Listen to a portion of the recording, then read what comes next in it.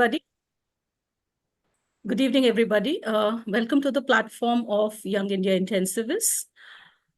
Patients suffering from various cancers, which could be solid or hematological, present with oncology-related emergencies, which are usually life-threatening complications arising directly either from their tumor or their treatment. And these emergencies are broadly categorized into metabolic, like hypercalcemia, hyperkalemia, hyponatremia, tumor lysis syndrome, or could be hematological, like febrile neutropenia, DIC, or could be structural, like a spinal cord compression, SVC syndrome, carotid blowout, tracheal compressions, or a GI emergency, and obviously infections which lead on to sepsis. And rapid diagnosis and intervention are critical to prevent irreversible dysfunction and early death. It is my privilege to introduce our speaker for today, Dr. Sudipta Mukherjee, who is the head of critical care at Tata Medical Center, Kolkata. He's a passionate teacher and is a regular faculty at critical care CMEs and conferences. He has won many awards and has a lot of credible publications to his name. I hand over the platform to Dr. Sudipta, who will be delivering a talk on all the challenges we as intensivists face in the ICU in patients suffering from hematological malignancy. Welcome, Dr. Sudipta. Hello, good evening, ma'am. Thank you for your kind introduction. And good evening, everybody. And I'd like to thank Young Intensivist platform for giving me the opportunity and creating this program. I wish them all the success. And with your permission, ma'am, I'm just sharing my slide.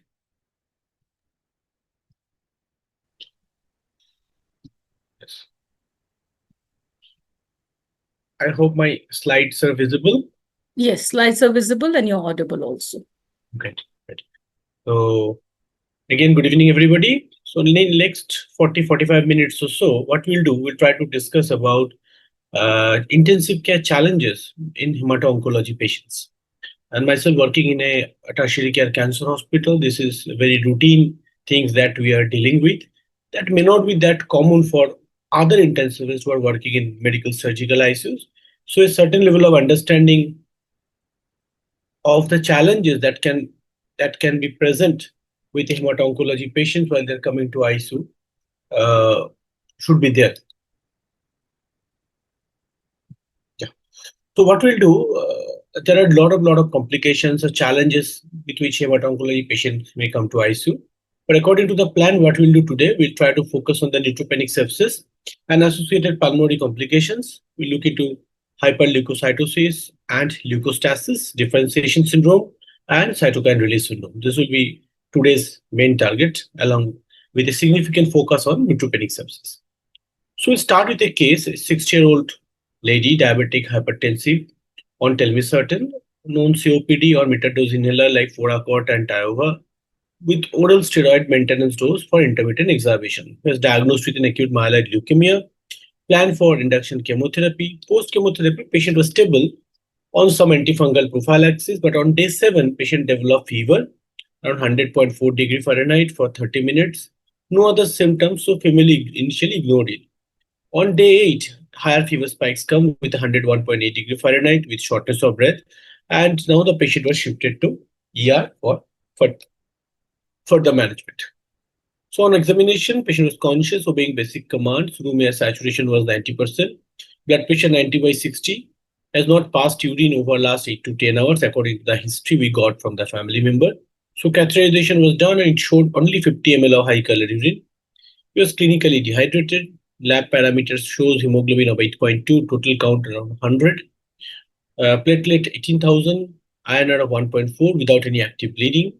Urea 65, creatine 1.5, sodium 134, and potassium 4.6. So what is the provisional diagnosis in this context? Is it a neutropenic fever, neutropenic sepsis, septic shock, or none of the above?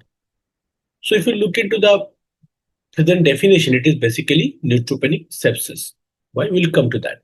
So when you're talking about neutropenic fever, that the cutoff to define it as a fever is a little different for immunocompetent patients.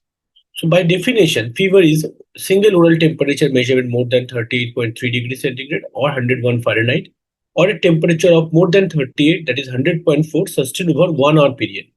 This definition is for immunocompetent patients. For immunocompromised patients, even a single spike, more than 38 degree, that is 100.5, is sufficient to define it as a clinically relevant fever. And so we can easily identify that even on day 7, our patient had one episode of significant fever and probably need intervention, which has been delayed because of the lack of understanding of the family members. So in terms of neutropenia, by definition, where the absolute neutrophil count is less than 1000, or in some, according to some literature, less than 1500 per cubic millimeter. We call it severe neutropenia when the absolute neutrophil count is less than 500, or an absolute neutrophil count that is expected to decrease less than 500 within next 48 hours. Profound neutropenia includes absolute neutrophil count less than 100, and prolonged neutropenia means it is more than 7 days. Why these are important? Sometimes your plan for antibiotic or antifungal prophylaxis depends on the prolonged and profound neutropenia. There can be functional neutropenia also, which is a qualitative defect. That means you have WBCs, but they have impaired phagocytosis and killing of pathogen of circulating neutrophils. Now, once we get a higher WBC count after giving a GCSF, a lot of time there are WBCs, but those are immature. They are not in a situation to kill bacteria. So there is a kind of functional neutropenia present. When you're talking about incidence, so incidence of neutropenic fever can be 10 to 50% of the patients for solid and non-hematological malignancy, and it can be as high as 80 to 85% cases with leukemia or hematological malignancy. And there are clinically demonstrable infection in 20 to 30% of the cases. Most common sites are intestinal tract. We'll come to that. That's why it's a different infective source compared to immunocompetent patients. Along with that, there can be lung and skin. Skin is again a little tricky because there is no neutrophil, there is no inflammatory response. And a lot of time those abscess, mainly perianal abscess, all those things doesn't flare or doesn't present symptomatically unless there is a recovery in the WBC count. So it's very difficult to identify the source of infection. Up to 20 to 25% cases, we can get a bacteremia. And most episodes occur in the setting of a prolonged or profound neutropenia that is less than 100 neutrophil. Now we call it neutropenic fever syndrome. It can be a microbiologically documented infection, that is neutropenic fever with a clinical focus of infection and an associated pathogen. It can be clinically documented infection like neutropenic fever with a clinical focus, like maybe a cellulitis. As I mentioned, sometimes it is very tricky to identify. Pneumonia, but without the isolation of an associated pathogen. Or sometimes there is an unexpected fever, which is very common, where you don't have a clinical focus, at least definitive focus or definitive pathogen. But important is that in neutropenic patients, we cannot ignore a neutropenic fever. We need to address them with appropriate antibiotics as per the institutional policy. First neutropenic fever is the first febrile episode occurred during a given episode of chemotherapy-induced neutropenia. A persistent neutropenic fever syndrome is defined when the fever episodes without defervescence, that is, fever doesn't settle down for at least 5 days, these are in high risk, and maybe 2 days in case of low risk patients. Even after giving empirical antibiotics, then probably there is a clinical failure. You are not covering the appropriate bug and need to escalate. A recrudescent neutropenic fever means neutropenic fever episodes that recur following an initial defervescence during a course of broad-spectrum antibiotic. We need to think of a new onset infection, new bug, and need to appropriately change your antibiotic. And another very important aspect is the myeloid reconstruction syndrome. There is a fever and a new inflammatory focus or progression of the pre-existing inflammatory focus in temporal relation to neutrophil recovery from aplasia. This is not because of a new infection, but because there is a new surge in neutrophils, so they move to the site of infection and create a new inflammatory response and a progression or worsening of the inflammatory response. So in that situation, holding escalation of antibiotics may not be justified, but it's very difficult or tricky to pick up. So we need a significant experience to understand the quality reconstruction syndrome in the background of a neutropenia. And because the WC will start coming in the blood after maybe another 24-48 hours. In some of that etiology, there can be congenital cause of neutropenia. There can, the common cause that we are dealing with, like a chemotherapy, other drugs like psychotics, antipsychotics, anticonvulsants, antibiotics like penicillin, cotrimoxazole, diuretics, thianamides, all these things can cause associated drop in WBC. Along with that, infection like HIV, influenza, hepatitis, those things are important. Whenever we are having a systemic infection, specifically in the background of a hemato-oncology patients, we have to think about 2, 3 viruses. One of the important will be your EBV, another will be CMV. In the appropriate situation, maybe HIV. These can present with systemic symptoms without any definitive focal sign. If you look at the pathophysiology of primary bloodstream infection, that means there is a bug you have identified in the blood, but you are not able to recognize the site of infection. You're not sure about the source. What happened in this situation? There is a cytotoxic anti-neoplastic therapy, which is sufficient to adversely affect the myelopoiesis and development integrity of the gastrointestinal mucosa. Mostly these chemotherapeutic drugs act in different cell cycles. So the cells which are rapidly growing, rapidly multiplying, they usually get damaged more easily. These are WBC blood cells and also the mucous membrane of the gut. So as a result, there is a loss of integrity of the gastrointestinal mucosa, leading to translocation of colonized bacteria or sometimes fungus like candida across the intestinal mucosa, and they go into the blood, leading to symptoms. Sometimes the patient is on glucocorticoid as a part of his chemotherapeutic regimen, very common in case of lymphoid malignancy. It may lead to a mitigating effect on fever due to bacteremia and endogenous pathogens. So these patients may not be symptomatic, may not be febrile, but start developing organ dysfunction like hypotension. What are the common bugs? The common gram-positive bugs like coagulase negative staph, like unlike routine ISO, where you clearly ignore a coagulase negative staph, here it can be challenging. To ignore them, we need to send a repeat culture and start antibiotic till the second culture become negative. Staphylococcus, enterococcus, viridans group, streptococcus pneumoniae and pathogens. Viridans groups are very common bug in the oral cavity and can really cause infection in case of severe neutropenia. But in Indian scenario, still the main problem is gram-negative pathogen like Escherichia coli, Klebsiella, Enterobacter, and Pseudomonas and Acinitum. Now, whenever we are having a neutropenic patient, we cannot treat everybody on the same platform or same regimen. Like, so you have to do a risk assessment depending on the severity and the duration of anticipated neutropenia. And also, there is a small difference between hemato-oncology and solid organ malignancy, because in hematology, the bone marrow is pathological. Sometimes the recovery of neutrophil takes a longer time, and we usually deal with a prolonged neutropenia compared to solid organ malignancy. So whenever we are doing a risk assessment, it will emphasize, it will change the type of empirical antibiotics that we are giving. Should we give oral or IV? But trust me, in Indian scenario, we mostly go with an IV. This oral concept is specifically for the Western countries, when the most of the bugs are still now sensitive. Here, a very limited option for an oral antibiotic in neutropenic fever and sepsis. What is the site of infection? Again, all of us are treating this kind of patient inpatient. Again, in the Western countries, with a very good healthcare system, there's a facility of good ambulance people who are going to pick up patients with a single call. There may be an option of outpatient, but those things are very theoretical in Indian background, and the duration of antibiotics. So whenever we are talking about high-risk patients, these are basically anticipated prolonged, that is more than 7 days of duration, or profound, that is WC count less than 100, following a cytotoxic chemotherapy. Along with that, there can be other clinical features which makes them high risk, like significant medical comorbidities, hemodynamic instability, patient having oral or gastrointestinal mucositis that interfere with swallowing and causing severe diarrhea. Now, and the rest of the things are organ dysfunction, like gastrointestinal symptoms like abdominal pain, nausea, vomiting, neurological or mental status changes, which is the new onset. There may be invasive catheter, which is present, specifically tunnel catheter, which is common in hemato-oncology patients for cycles of chemotherapy. New pulmonary infiltrate or worsening oxygenation, which you can diagnose as a new onset organ failure. Or on the top of it, there may be a underlying chronic lung disease because of other smoking or other things. But there can be a hepatic insufficiency or renal insufficiency. So any organ dysfunction can make this patient very high risk for complications. Low risk patients where we are mentally anticipating a less than 7 days of neutropenia, no comorbidity, and net candidates are okay for oral empirical therapy. Again, this whole idea of low risk is for Western countries when they have a very good healthcare facility to pick up patients from their home. We don't have that.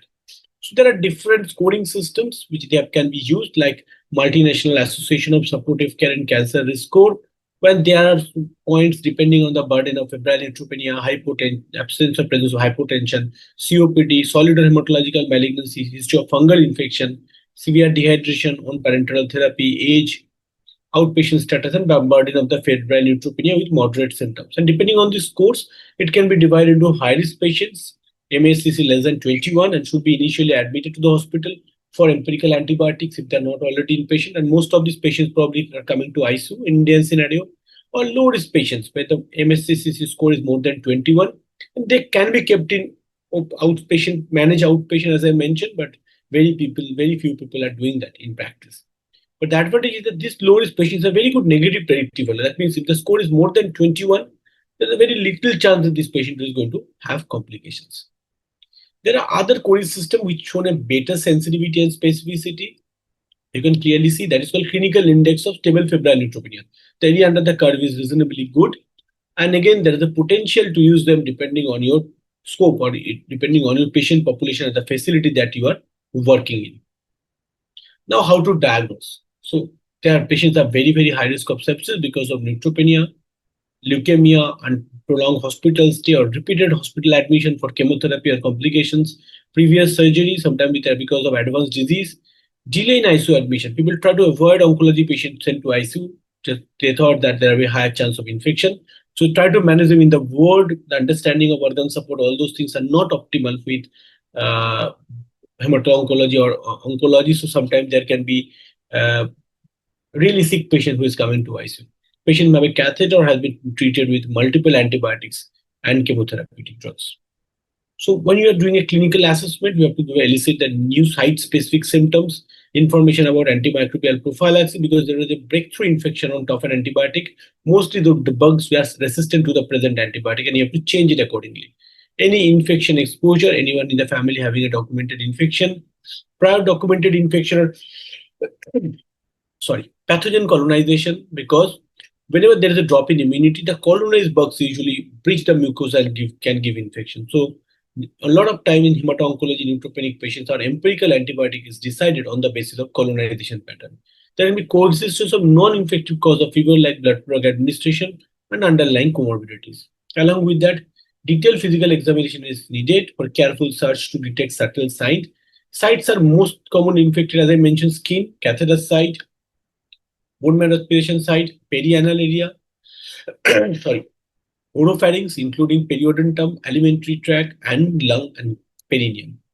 Investigation, these are standard routine investigation that we are sending for all patients.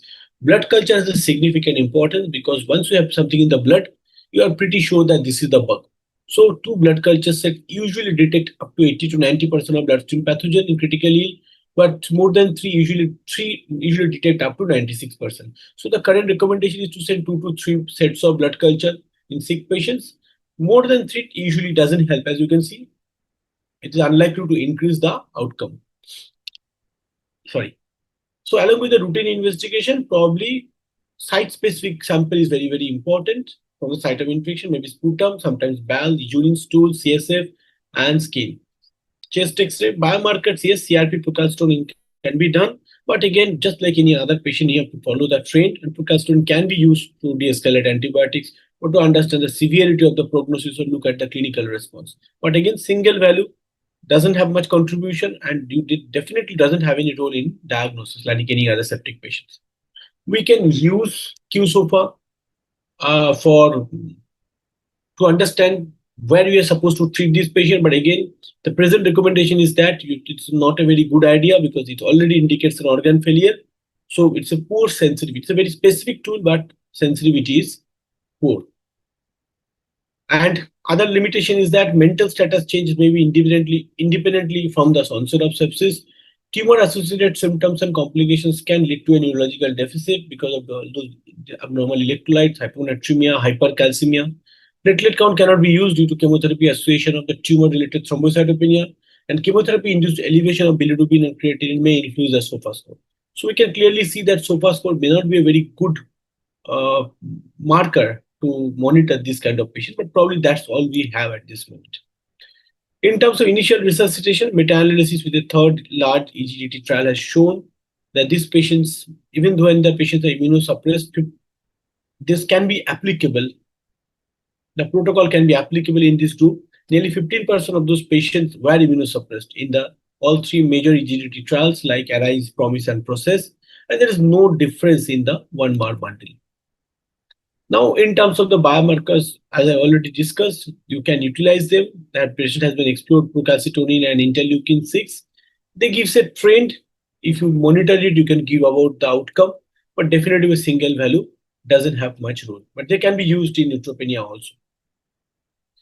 Now, there are papers which look into the change in procalcitonin to predict clinical outcome in febrile episodes in hemato-oncology patients. Yes, again, as I mentioned, there is a progressive increase in the cutoff, increase in the value. Probably it will indicate the bacterial infection. But we need to remember the cutoff in oncology patients for procalcitonin is different. The normal value is usually a little higher, maybe because of it's a chronic inflammatory state. And for neutropenic patients also, it can be a little higher, the normal cutoff value. So we don't have any very much clarity on that. So it's a little difficult to interpret appropriately. So it can have a corroborative value along with your clinical judgment.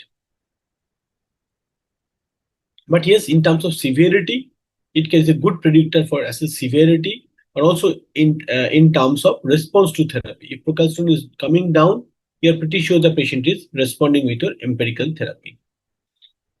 And there are now other markers are coming, which are PCR-based tests to identify the bug and also to identify the resistant pattern. This can be done for gram-negative bacteria, gram-positive, and also for fungus. They help in early diagnosis and streamline your treatment in this subgroup of patients, which can be very, very important in hemato-oncology patients. People who are working, they will understand that whenever patient is sick coming to ICU, probably you're starting with 3 or 4 antibiotics, maybe 2 gram-negative cover, 1 gram-positive cover, 1 antifungal. So unless you're able to de-escalate them, it's a very, very difficult clinical scenario and you will be in ICU, and will be a tremendous antibiotic pressure leading to resistant bugs coming in coming days.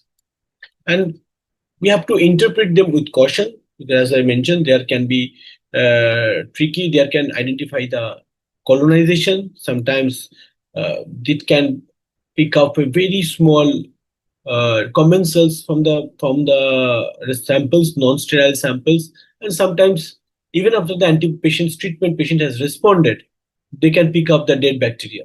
So that can be a little challenging, and we have to use them with caution. Now, what are the antibiotic prophylaxis we should recommend in this situation? Here the options are maybe a posaconazole, fluconazole, or maybe posaconazole, fluconazole along with antibiotic like levofloxacin, or an antiviral like acyclovir along with antibiotics. In these patients, we will choose posaconazole or voriconazole. Why? Because this is acute myeloid leukemia. So our main concern will be related to fungal infection.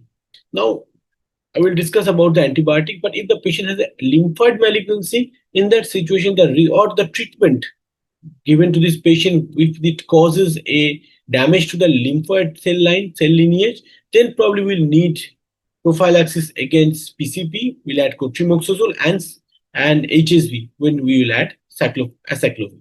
So otherwise, for a myeloid malignancy, sometimes posaconazole or voriconazole will be good enough. For this reason, we need to understand the type of immunodeficiency. There can be innate immune deficiency, antibody-mediated immune deficiency, T lymphocyte abnormality, neutrophil functionalities that's happening in our patient, or there may be complement system abnormality which prevents cellular engulfment and killing of those bacteria like meningococcus, pneumococcus, and HAB, Haemophilus influenzae type B. There can be secondary immunodeficiency that I think all of the intensivists has faced in their life, because of those patients who are in ICU who are sick. So prolonged critical illness is one of the causes. Along with that, there can be nutritional deficiency, hormonal metabolic disorders like diabetes and hypothyroidism, very common. Asthenia, which is a common problem in a lot of post-surgical patients. Hematological pathologies we are already discussing. Medications like chemotherapy or immunosuppressive drugs like steroid. We use steroids so casually, but they can really have a bad effect. Disorders of protein loss like nephrotic syndrome and peritoneal dialysis and advanced agents post-prenectomy. All this can lead to a secondary immunodeficiency. And to understand, unless we understand the pathophysiology of the immunodeficiency, it will be very difficult for us to pick up the type of bug. So this is a chart I will not go through detail. I will just mention few points. Like if there is a phagocytic-like related pathology, like our patient myeloid abnormality, you have to think of common bacterial infections and fungal infection. You can clearly see here. So we'll talk about staph, pseudomonas, Klebsiella, E. coli, Aspergillus, Candida, standard infections. If there's a T-cell abnormality, you have to think of viruses and some atypical fungus like pneumocystis, cryptococcus, histoplasma, and all those things. if there's a T cell lineage pathology, maybe because of the disease or because of the treatment, both will be applicable. If this is splenectomy, you have to think of strep pneumonitis, staph aureus, and Haemophilus influenzae. And after steroid, all those things can again happen because of the all these bugs, bacteria, and fungus, along with infective causes, viruses like CMV, HSV, and VZV. So if you are aware about the type of infection, type of immunosuppression, you can adjust your treatment. So if there's in terms of the antimicrobial prophylaxis, there's a clinical failure, you have to go for antimicrobial therapy. For antibiotic prophylaxis, as I mentioned, we are not practicing anything. There are some soft data in the Western countries when they have used levofloxacin or ciprofloxacin in case of profound and prolonged neutropenia. And levofloxacin has some extra benefit in terms of oral mucositis related invasive viridans group. I already mentioned viridans streptococcus can be killed with levofloxacin, they give a better outcome.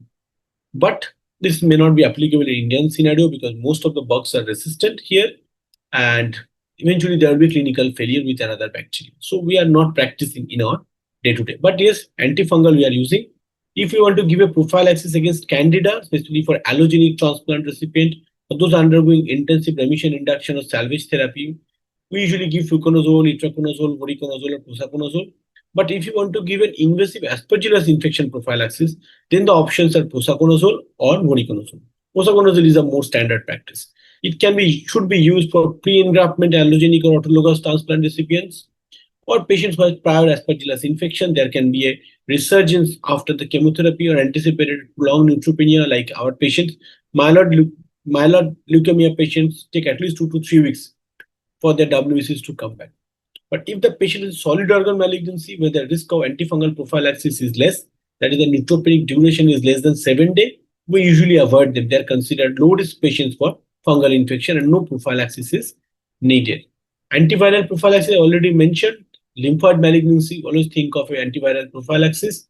Along with that, HSV seropositive patient undergoing allogenic transplant, leukemia induction therapy, we consider as aclovir.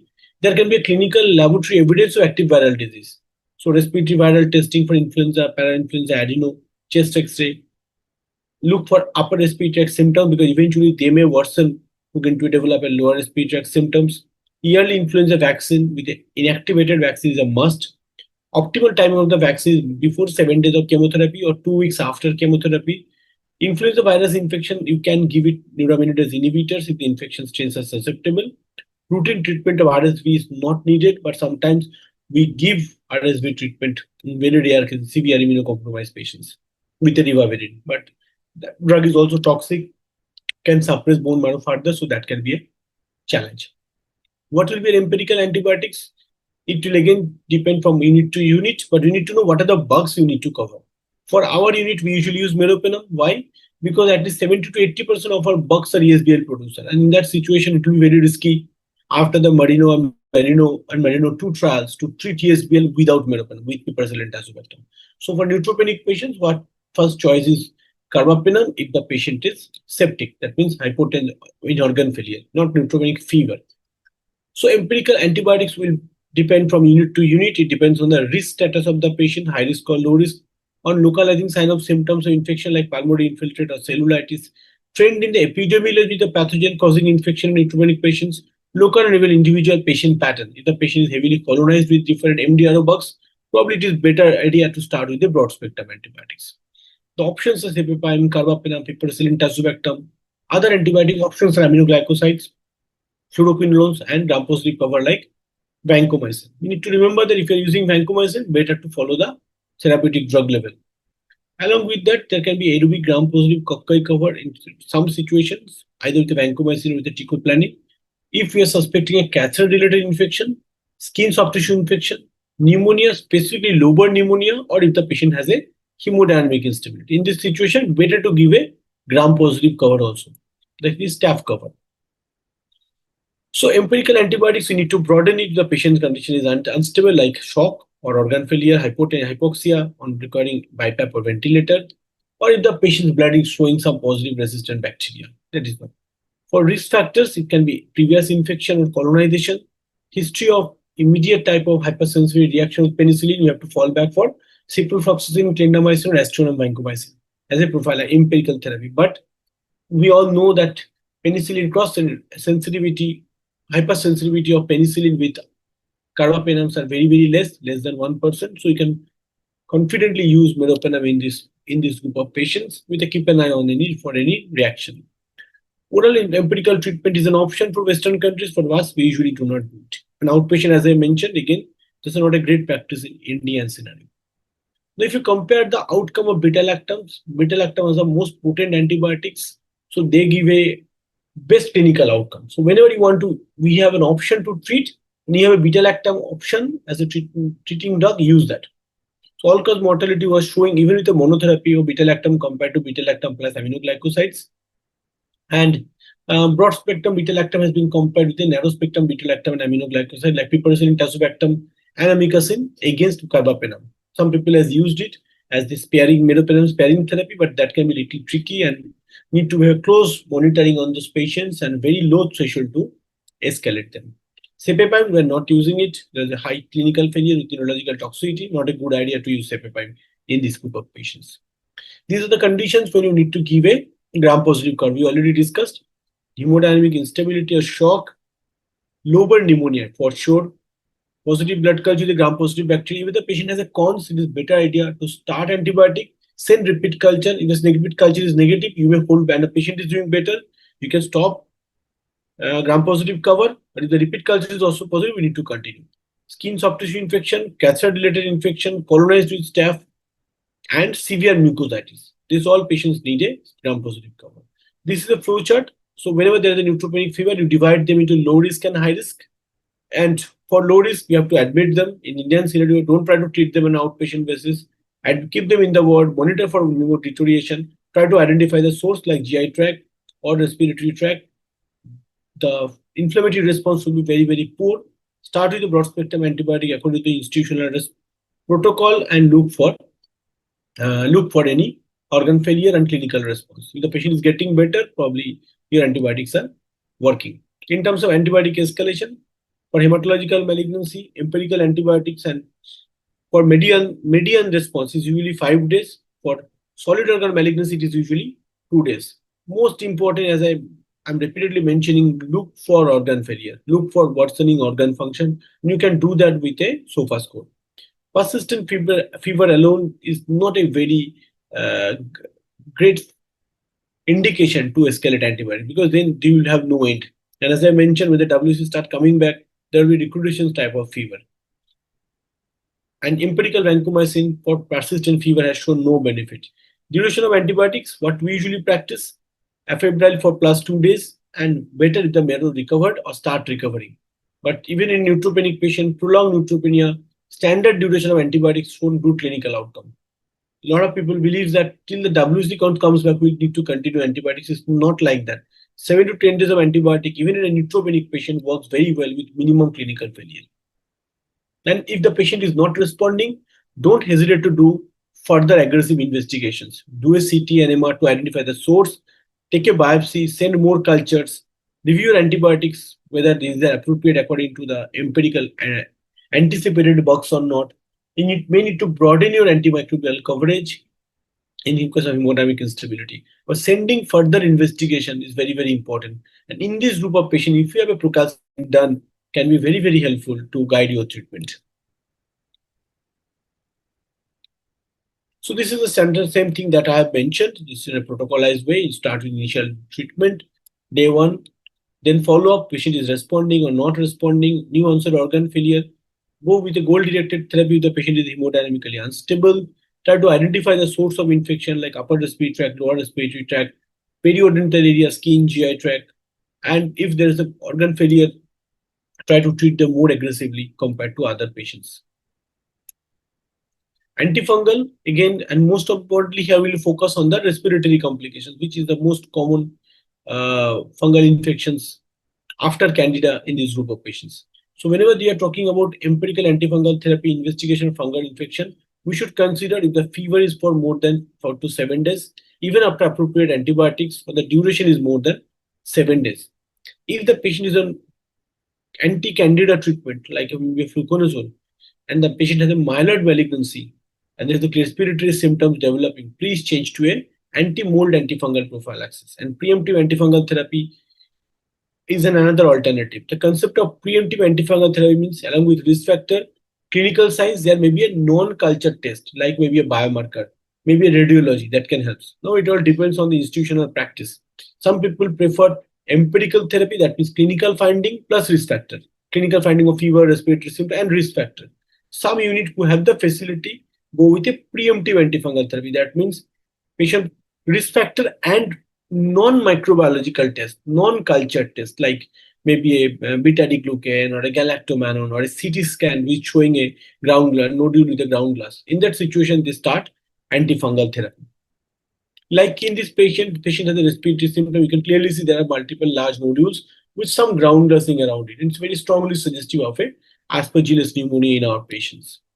Here we can clearly see a crescent sign. It is suggestive of aspergillus pneumonia in the recovering state. When the WC start coming back, then this usually crescent develops. But these are not pathognomonic of any aspergillus infection. It can happen in other infection also, other fungus also, and sometimes in atypical presentation with the bacterial infection. So what are the CT scan findings we should look in this situation? I already show nodules, consolidations, wedge-shaped infarct. What I show you is a halo sign, which is a nodule more than 1 centimeter of diameter surrounded by a perilesional ground glassing opacity, which indicated the hemorrhage around that homogeneous lesion. And if there's an appearance of air crescent sign or a cavity of a mass or nodule consolidation, it indicates a mold infection, but probably a later finding of the patient start recovering. What we are going to do in these patients, we'll check the voriconazole trot level. Why? Because whenever we are treating with a mold active azole, the risk of subtherapeutic dosing is very, very concerning. There is a very varied bioavailability of voriconazole, both in terms of its metabolism, also in terms of oral absorption.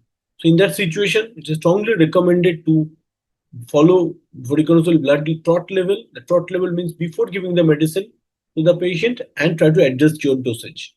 Now, presently, even for a posaconazole or isavuconazole also, the idea of therapeutic drug level monitoring is coming.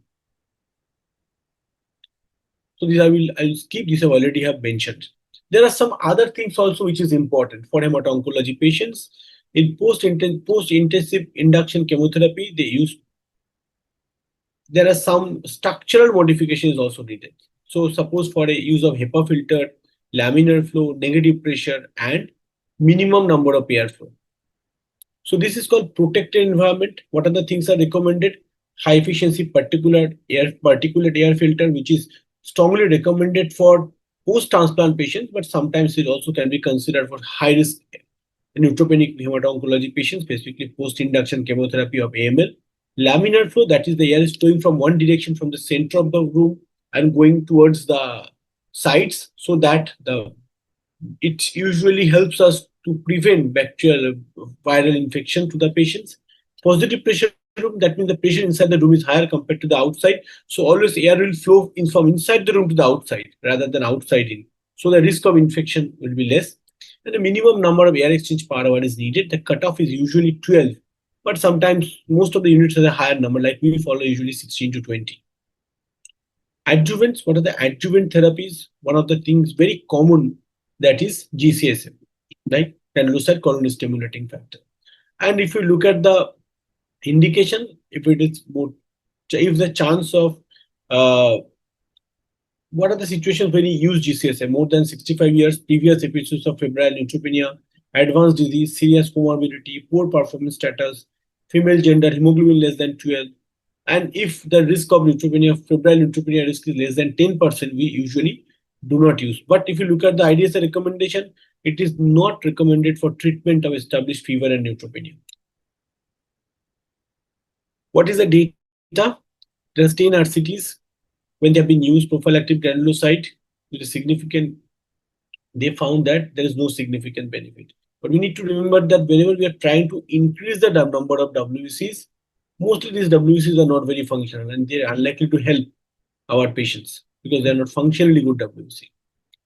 Intravenous immunoglobulin data is neutral, but sometimes if the IgG level is less than 400, some of the units used it as a rescue measure. But if you look at the data, it is not very strongly recommended to use in neutropenic fever patients. So by this, I like to complete neutropenic fever, which was the main point for today's discussion. And what we'll do, try to cover the other topics like one is hyperleukocytosis and leukostasis. So what is hyperleukocytosis? Describes a WBC count more than 1 lakh in patient with a leukemia. Most of it is seen as an acute myeloid leukemia, acute lymphoid leukemia, chronic lymphoid leukemia, and chronic myeloid leukemia. Now, what is leukostasis? It's a symptomatic presentation of hyperleukocytosis, and it's a medical emergency and it's a clinical diagnosis where there is a respiratory distress, central nervous system abnormality, and other organ function in attributed to hyperleukocytosis. Pathophysiologically, it is associated with a WBC plug into microvasculature and decreased tissue perfusion. And if you are not able to treat them, it is associated with a very high mortality rate, requiring prompt recognition and management. So we need to be very cautious about these clinical findings whenever the WBC count is more than 1 lakh. It's a laboratory, hyperleukocytosis is a laboratory diagnosis. When WBC is more than 1 lakh, all kinds of pneumonia, some pneumonia, leukemia, when the WBC sizes are larger, maybe a monocyte and all, in that situation, clinical presentation may be there even with a more than 50,000 count. So most of it, common organ that is involved is the central nervous system and the lung, but other organs can also involve. They can even present with an acute renal failure, gut ischemia, or maybe a type 2 kind of acute coronary syndrome. Nature and severity of the leukostatic symptoms are influenced by the type of leukemia, level of WBC cell, and the comorbid condition. Sometimes the lymphocytes are there because they are small. Even with a very high count, they doesn't cause plugging. On the other hand, the myeloids are usually larger cells, so even with a 1 lakh, 1.5 lakh, they can give symptoms of leukostasis. As you mentioned, last one, like an AML with a poorly deformable blast, the risk of clinical symptom is much higher compared to lymphoid malignancy. So in terms of epidemiology, so up to 1/5 of newly diagnosed AML can present with hyperleukocytosis. We have seen so many patients who present with an leukostasis. But one quarter of those patients usually have a symptomatic presentation on admission. Both leukocytosis and leukostasis are associated with increased mortality in AML because they present with a very high chance of organ failure. There can be some genetic preponderance like monocytic features, mutant FLT3 or KMT2A, where you can predict that this patient has a high risk for leukostasis. For lymphoid malignancy, as I mentioned, is seen in only 10 to 30% cases of newly diagnosed patients. Incidence is highest with an infant age and young patients with 10 to 20-year male and with a T cell phenotype. Those cells are comparatively larger.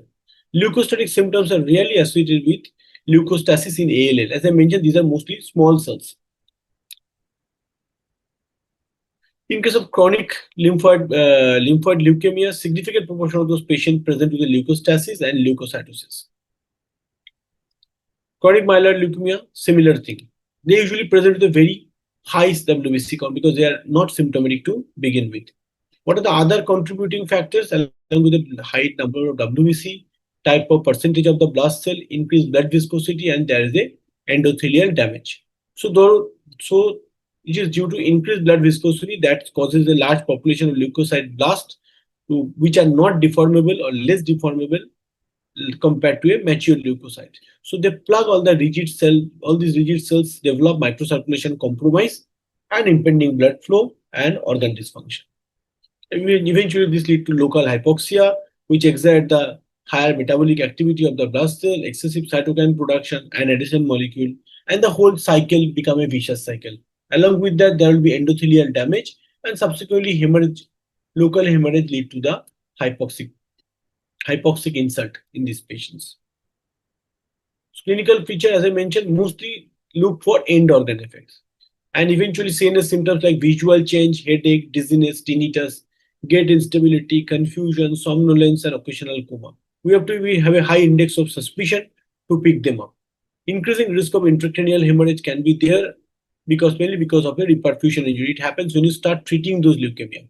Non-contrast CT or MR can be helpful if there is a focal neurodeficit to begin with.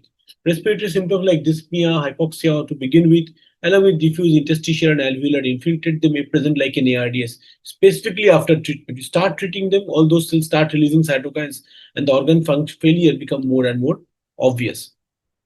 Less common features are myocardial ischemia. It can be a type 2 kind of AMI, high ventricular overload, worsening renal function, priapism, acute limb ischemia, and bowel infarction.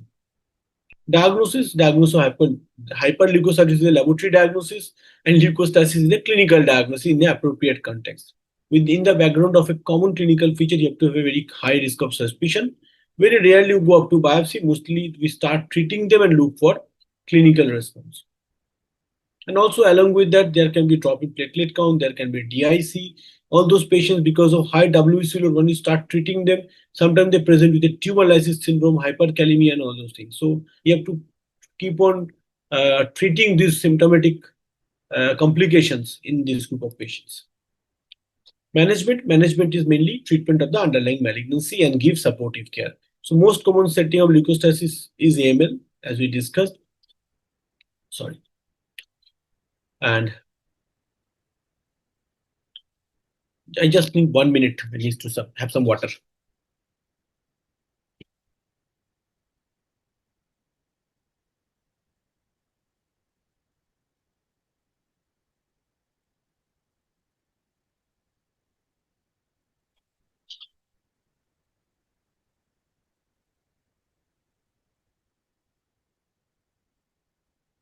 Really sorry for the break. Yes, and so in terms of treatment, the main target is treating the underlying malignancy, and you have to give support to the other complications that I've already mentioned. There are some apheresis technique that has been applied in past, but without much clinical success. So till the usage of cytopheresis is not very common. Mostly we try to treat with a chemotherapy and look for metabolic complications. This part we have discussed. Yes. So next is the cytokine release syndrome. It's a key challenge in case of modern immunotherapy. So by definition, it's a systemic inflammatory response caused by rapid and excessive immune activation, often triggered by a novel immunotherapy. CRS emerge as one of the most common, frequent, potential life-threatening complications, especially when we are treating with a T-cell engaging therapy, and we need a very vigilant recognition and management. The concept was first introduced in 1990 when there is a severe reaction happening to anti-T antibody monoclonal, or that is OKT3. First expansion I will mention. So severe CRS was later reported with other drugs like antithymocytobulin, rituximab, alemtuzumab, and CD28 agonists like TGN-14212. All these things are mostly T-cell associated treatment. So the major challenge here is that T-cell engaging therapy. There is a biphasic T-cell engager antibody, and CAR T cells have also shown a remarkable success in treating hematological malignancies. So these are very important part of our therapy. And because of that, this is also very common presentation after a CAR T cells. What are the clinical presentation? Mild presentation can be just like a flu-like symptoms, fever. Again, the pathophysiology is that there is a release of cytokines at the certain sites and cell destruction. So patient may present with the flu-like symptoms, fatigue, fever, headache, rash, arthralgia, to more severe features depending on the cytokine storm, like a circulatory shock, vascular leakage, disseminated intravascular coagulation, multi-organ failure like an ARDS. Laboratory abnormalities are mostly present with the cytopenia, elevated signs of organ failure like deranged liver enzyme, deranged coagulation, high CRP, and marker of systemic inflammations. So along with the respiratory symptoms, there can be neurological features specifically in CAR-T, which is called CAR-T-related encephalopathy syndrome, changes from confusion, headache, seizure, aphasia. Along with that, there can be, and it is very difficult to differentiate this from any kind of systemic infection leading to multi-organ failure. It's very, very challenging to differentiate them. So, in terms of the risk factors, there are some where cytokine release syndrome incidence depends on the therapy type already discussed. While the rare and conventional monoclonal antibody, the frequency with the CAR T cell can be as high as, and sometimes all these patients, some kinds of CRS. CRS doesn't mean that it have to be severe, but most of the CAR T cell therapy patients usually have some amount of CRS. Tumor burden is one of the important factors in terms of the predictor of the severity, because it is the tumor that is releasing the cytokines. So high tumor load strongly correlated with severe CRS, and the patient factors like age and immune characteristics can also influence. Differential diagnosis, it is very overlapping with sepsis. It's very, very difficult to identify, separate it from sepsis, and most of those patients are eventually getting some kind of empirical antibiotics. So what are the things in common, like fever, organ dysfunction, elevated lactate, elevated inflammatory markers, which is important. Along with that, sometimes the tumor lysis syndrome can be a mimicker. HLH, we are not discussing it. There is a separate class for HLH or MAS that can also present like a CRS and allergic reaction to any other drugs or hypersensitivity reactions. This can be your differential diagnosis. Pathophysiology, I have discussed in bits and pieces. It's basically a cytokine storm and immune dysregulation. There is an activation of the CAR T cells or might introduce massive release of INF alpha, gamma, which stimulate the macrophage and other immune cells. There will be endothelial activation because of those cytokines contributing to vascular leakage, coagulopathy, and neurotoxicity.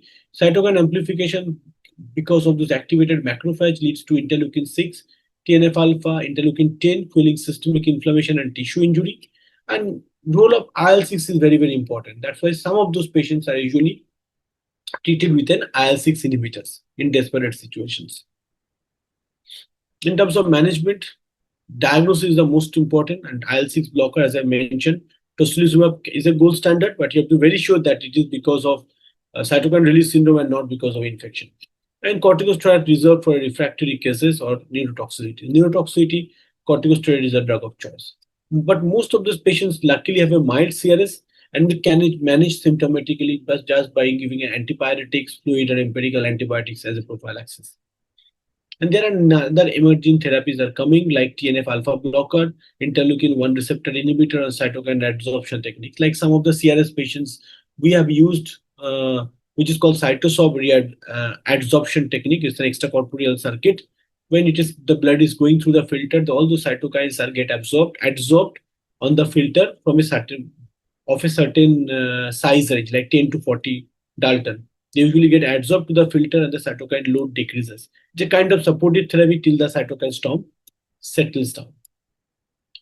So now the last part is that differential syndrome. I will not take more than 5 minutes so that we can have some time to discussion. It's a potentially life-threatening complication seen in patient with a very specific subgroup of patients, acute promyelocytic leukemia, who are undergoing induction therapy with all-trans retinoic acid or arsenic trioxide when they're on therapy. So what happened in acute promyelocytic leukemia? The cells are stuck at a certain stage of differentiation. Okay. Now, when you give all-trans retinoic acid and arsenic trioxide, they usually complete their differentiation. Okay, and become a mature cell from a promyelocytic cell.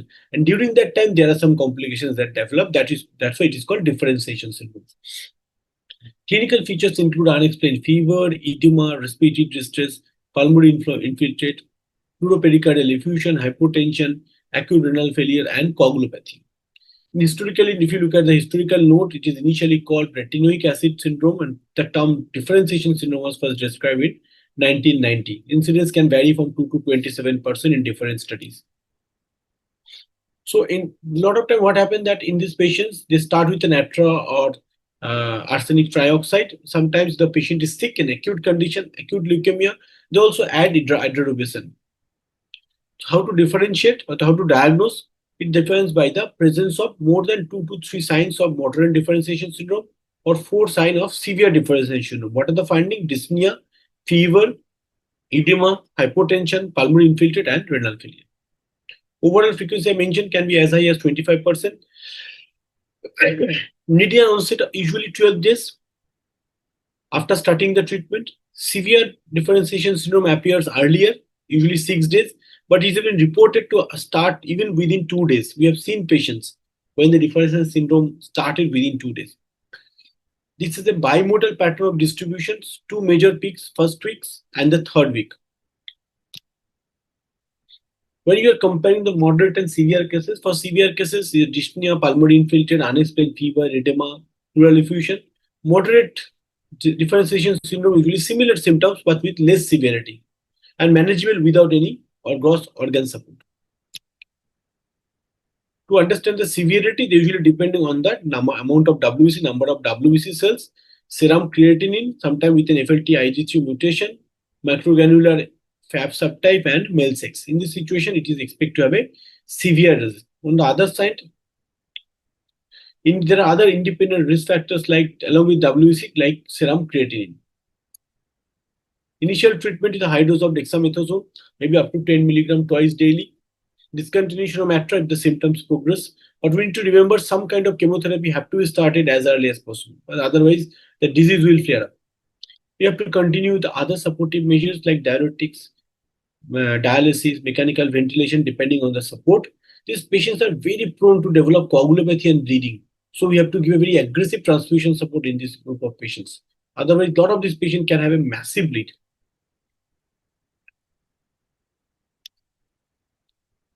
So some of the unit has practicing steroid prophylaxis. What happens that if you are giving systematic prednisolone prophylaxis, it decreases the risk of severe differentiation syndrome compared to a selective dexamethasone treatment. Relapse-free survival and the clinical implication is better if you start prophylaxis. Now it becomes a very standard practice in our unit.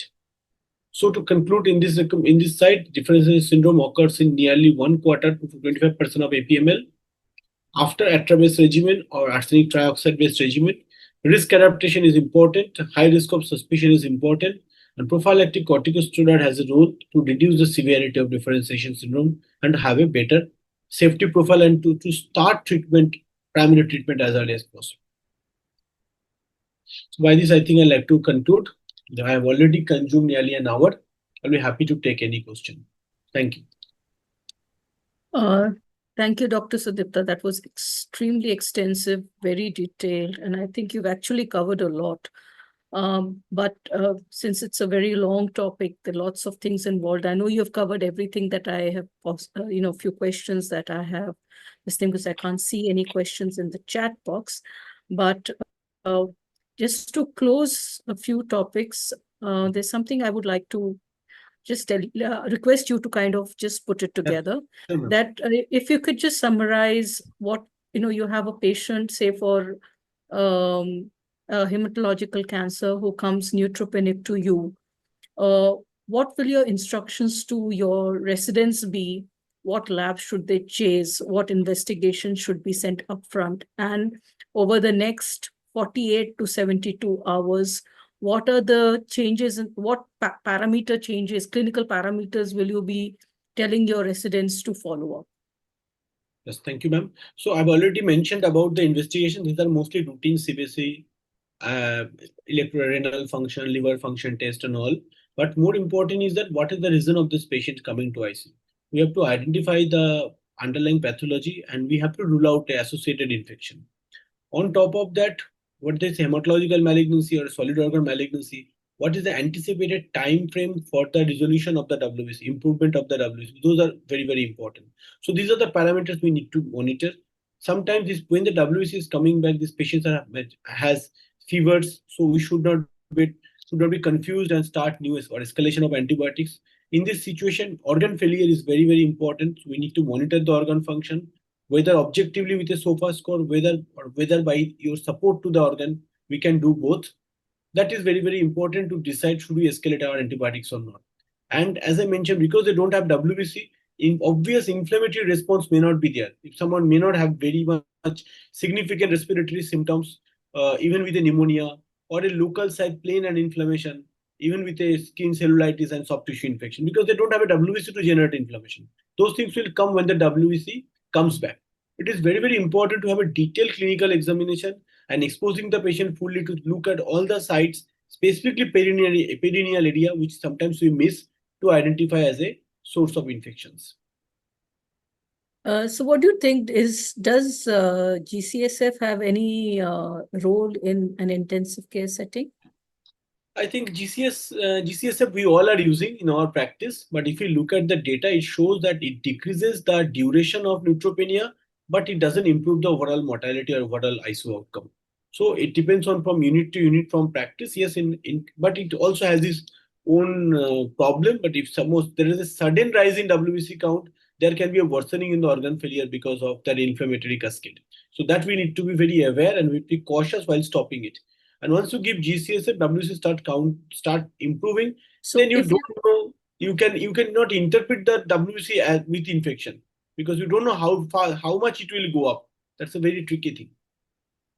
So, do you think that bone marrow aspiration in a sick patient is advisable? That, say, for example, you have given your antibiotics, you don't see the patient improving, but you still want to look at the cell lines. Do you often do bone marrow aspiration in these patients to get a smear and get the pathologist to maybe give their input? Sometimes we do, but not from intensive care perspective. Sometimes maybe from that in terms of disease resolution. So if someone has a aggressive, maybe a severe AML, significant AML, they receive the chemotherapy. Now, even after maybe 14 days, we are not seeing any resolution in the WC count. So always concern is that whether that there is still disease in the bone marrow. And if you do a bone marrow, you found there is an aggressive disease, then probably these patients are unlikely to survive. So mostly we suggest for a best supportive care and no escalation of therapy in this group of patients. They don't respond because still there is an abnormals in the bone marrow. So giving GCSF is also not going to be helpful because all those abnormal cells will come to the peripheral smear. Do you have any, coagulation profile cutoffs or platelet count cutoffs for placing lines? Because that's a very common question. Or in the middle of the night, your SR will call up and say that, oh, this is the platelet count is only 50, but the patient is sinking. So do you have any institution protocols, or do we have any guidelines that say that, this is, you do not put anything in the neck, but maybe you can put in a central line in the groin. So do you have any guidelines in your institute? Not a very well documented guideline, but still we try to keep platelet more than 20,000 for doing invasive procedure. Recommendations are suggested for 50,000, but I don't think any hematology unit will be able to practice that. So I think if the platelet count is more than 10,000, we are okay. If it is more than 20,000, we are happy. So if you are doing a central line, and mostly we do it in the neck, we try to avoid femoral as much as possible. So if when you are doing in the neck, if the platelet count is maybe 10,000, 12,000, patient is on and off bleeding or maybe little woozy, we try to give some more platelet during the procedure. More than 20,000, we are reasonably happy. So in this subset of patients, will you do it under the cover of an SDP and FFP, or would you just simply give it and then see how it goes? During the procedure? Yes, for the procedures. So during the procedure, if it is more than 20,000, we don't do anything. Usually Okay, our and target. suppose this patient would require maybe a chest tube, or require an ascitic tap or some other invasive procedures. Yes, but honestly speaking, guidelines are suggesting 50,000. We don't get 50,000. Yes, these patients are never going to have a 50,000. And also in terms of platelet, because we mostly use a RDP. So if we keep on giving them targeting a higher platelet, they will start developing autoantibodies and they become more refractory. So yes, if they have a provision to SDP, we prefer SDP. Otherwise, we are reasonably happy with a platelet of 20,000. We do all kind of invasive procedure with a platelet 20,000, including tracheostomy, including all kinds of chest tube and abdominal drain without much Because complication. we Because have a lot of resistance from IR department who will not poke the patient unless the platelet counts have crossed 50,000. I agree So with you. This is at very least, valid. yeah. I agree. So sometimes because of their pressure, we have to give platelets. I agree on that, ma'am.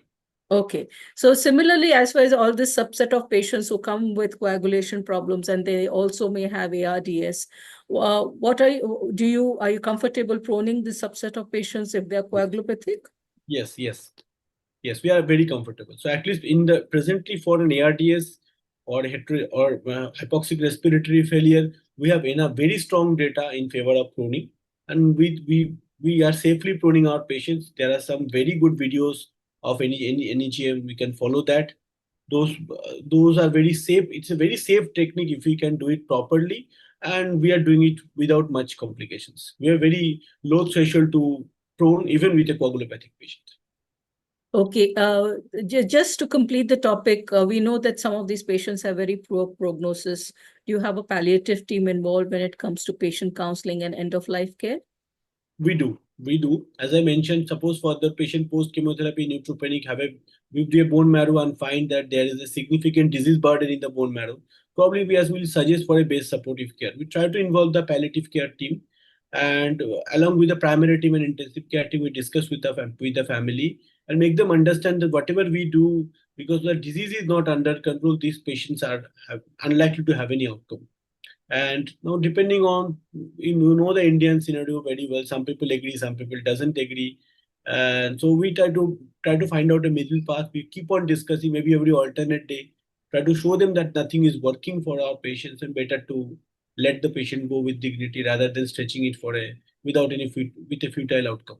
So sometimes we are successful, sometimes we are not. That is the way forward. Okay, thank you, Dr. Sudipta.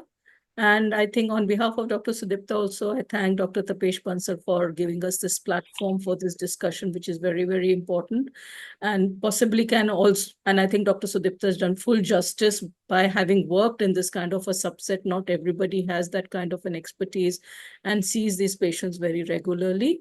Thank you so much. And we close the session here for the day. Thank you, Thank Dr. you. Sudipta. See you soon. Thank you, ma'am. Good night, ma'am. Okay. Thank you for moderating the session. Good night, everybody. Good night.